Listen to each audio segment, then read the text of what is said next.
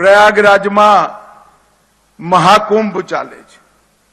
144 વર્ષ પછી આ મહાકુંભ પ્રયાગરાજમાં થવા જઈ રહ્યો છે અને દુનિયાભરના લોકો આશ્ચર્યચકિત થઈ એને જોઈ રહ્યા છે।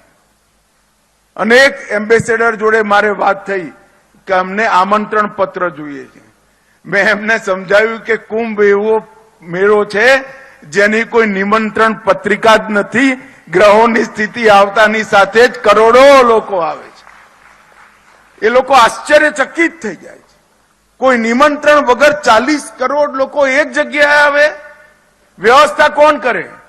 મેં કહું સરકાર જે વ્યવસ્થા કરે એ વ્યવસ્થા રામ સેતુમાં ખિસકોલીની મદદ જેટલી હોય। સરકારી વ્યવસ્થાના આધાર પર આ કુંભ નથી ચાલતો।